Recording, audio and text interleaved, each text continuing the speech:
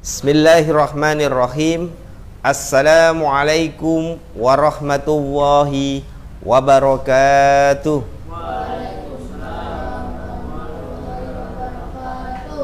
Alhamdulillah, alhamdulillahilladzi anzala as-sakinata fi qulubil mu'minin liyazdadu imana ma'a imanihim.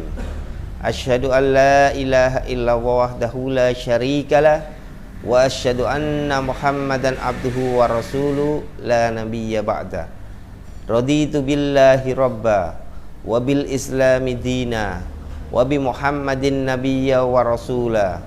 Rabbi zidni ilma warzuqni fahma bi rahmatika ya arhamar rahimin. Alhamdulillah, puja dan syukur patutlah kita haturkan kehadirat Allah Subhanahu wa taala yang senantiasa memberikan rahmat dan karunia-Nya kepada kita semua. Salawat serta salam semoga tetap tercurah kepada bimbingan kita Nabi Muhammad sallallahu alaihi wasallam sebagai suri tauladan kita yang telah menunjukkan dari jalan kegelapan menuju jalan yang terang benderang, yakni ad-dinul Islam. Anak-anakku sekalian yang dirahmati Allah Subhanahu wa taala, pada malam hari ini kita akan mempelajari 100 hadis populer untuk hafalan.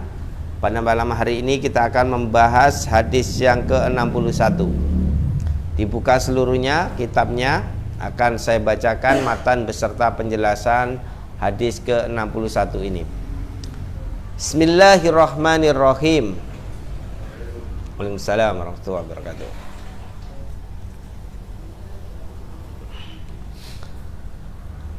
An Anasin radhiyallahu anin Nabi sallallahu alaihi wasallam qala ma min muslimin ya'risu gharsan au yazra'u zar'an fayakulu minhu tayrun au insanun au bahimatun illa kana lahu bihi sadaqatun. Muttafaqun alaihi.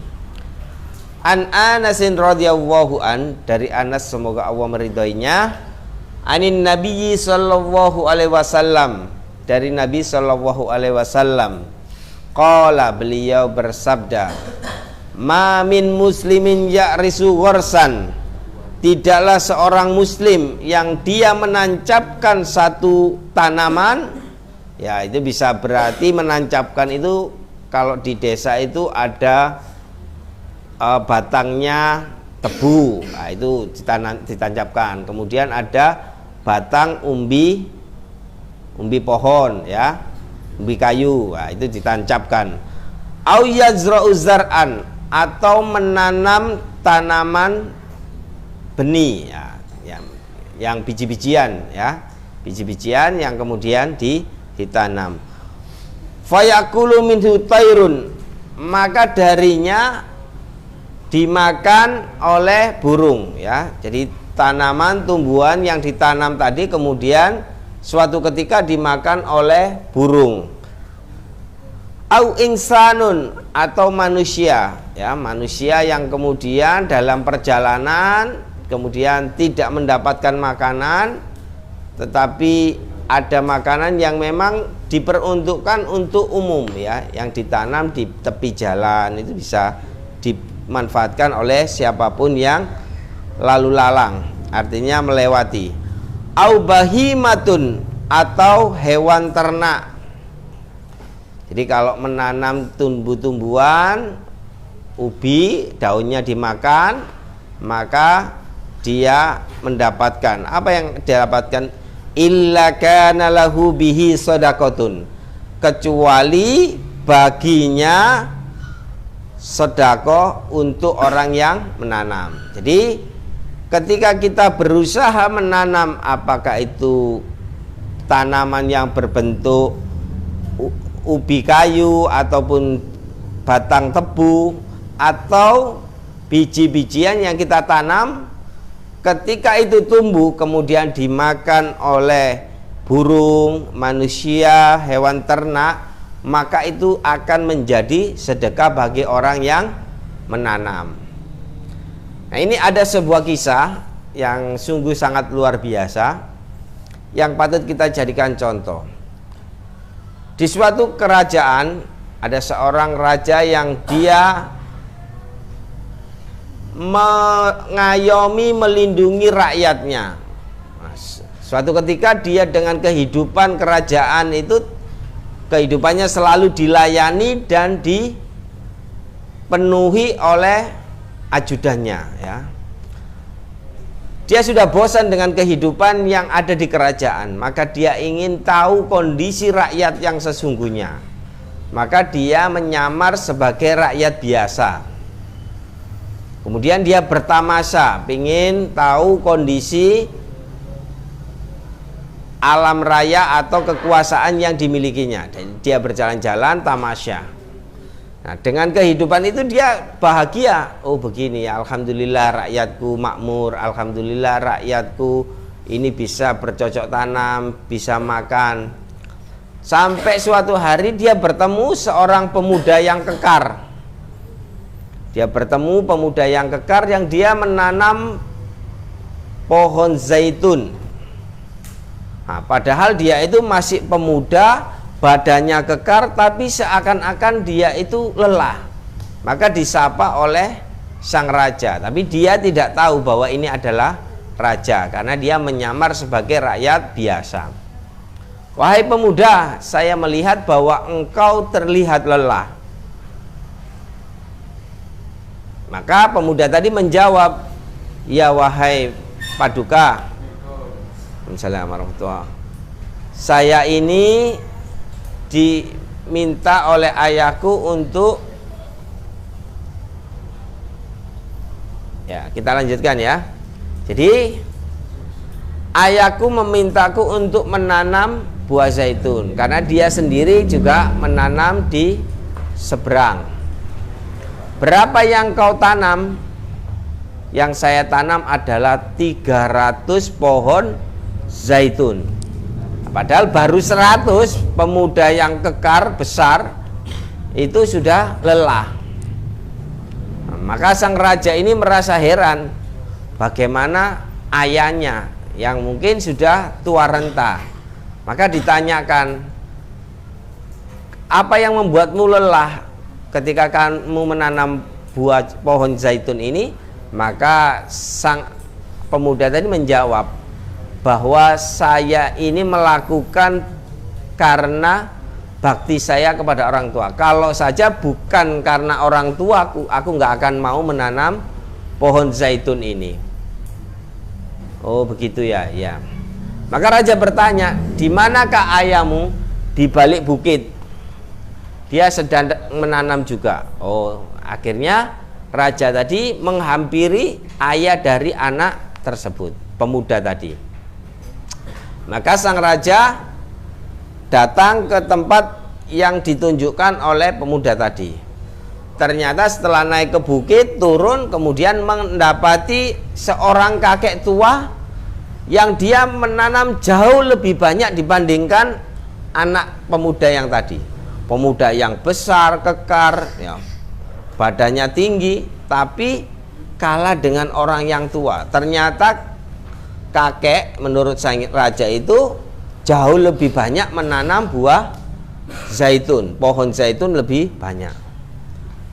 Kemudian bertanya raja ini kepada kakek tadi, wahai kakek, bukankah engkau tahu bahwa pohon zaitun ini tidak akan berbuah cepat? Dia akan tumbuh dan berbuah setelah 6-7 tahun. Maka jawab apa? Kata sang kakek, saya tahu bahwa buah zaitun, pohon zaitun yang saya tanam ini mungkin tidak akan saya nikmati karena umur sang kakek sudah tua. Ketika pohon itu tumbuh, mungkin kakek sudah meninggal dunia. Tetapi dia punya semangat bahwa ketika dia menikmati buah zaitun itu juga bukan hasil tanamannya, hasil tanaman orang-orang terdahulu.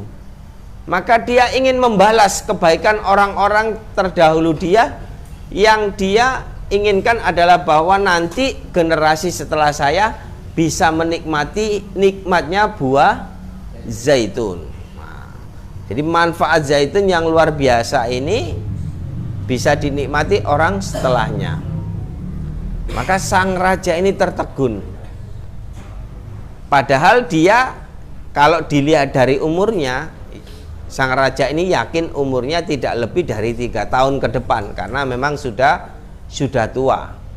Nah, sedangkan buah zaitun itu pohonnya itu tumbuh itu baru bisa berbuah setelah 6 sampai 7 tahun. Nah, mungkin berbuahnya itu ketika 6 tahun baru 7 tahun bisa dipanen. Nah, tetapi semangatnya itu yang menjadikan sang raja terharu. Maka sang raja dengan jawaban itu memberikan sekantung uang. Nah, sang kakek menerimanya dengan bahagia gembira.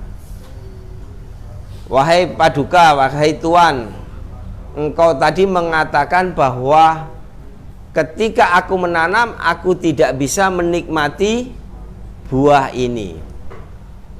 Belum selesai aku menanam, aku sudah mendapatkan rezeki melalui tanganmu. Paham maksudnya? Buah yang ditanam, pohon yang ditanam itu belum habis semua, belum semua diselesaikan. Tapi sang kakek sudah mendapatkan imbalan. Imbalan dari kebaikan yang dia tanam. Melalui siapa? Melalui orang tadi. Siapa dia? Dia tidak tahu bahwa itu raja karena memang menyamar pakaiannya biasa, tapi tetap membawa bekal sehingga diberikan sekantung uang. Nah, dari situ sang raja merasa bangga bahwa ada semangat untuk berbuat baik bukan hanya untuk dirinya tetapi juga untuk orang lain. Nah, hadis ini menjelaskan kepada kita bahwa menanam benih, lebih-lebih benih kebaikan, ya, benih kebaikan, nah, itu nanti akan kita tuai, pasti kita tuai, ya.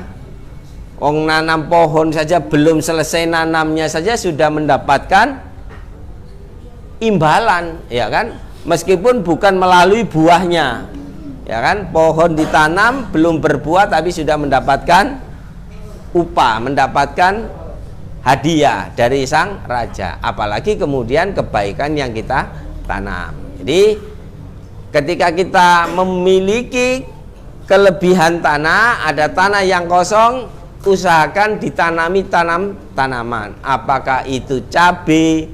Cabai itu kan tidak membutuhkan tempat yang besar, atau mungkin kangkung, apalagi sekarang ada budidaya, ya. Jadi budidaya yang bisa menjadikan tempat itu sempit tapi bisa bermanfaat untuk tanaman. Nah, maka ketika ada hewan, ketika ada manusia, ketika ada binatang ternak, ya, makan dari itu apa yang kita tanam, maka kita mendapatkan pahala, karena itu bagian dari sedekah kita.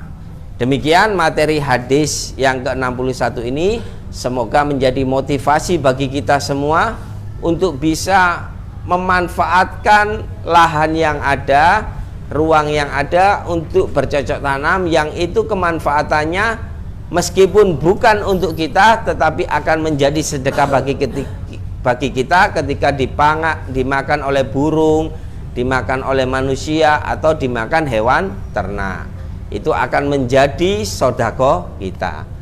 Semoga kita semua yang hadir di sini bisa mengamalkan hadis yang ke-61 ini sehingga kita menjadi umatnya Nabi Muhammad SAW yang senantiasa ittiba'ur Rasul. Demikian materi hadis ke-61 ini. Semoga kita diberkahi Allah Subhanahu wa taala untuk dapat menjalankan segala kebenaran yang telah diajarkannya. Akhirul kalam. Nun wal qalami wa ma yasturun. Wassalamualaikum warahmatullahi wabarakatuh.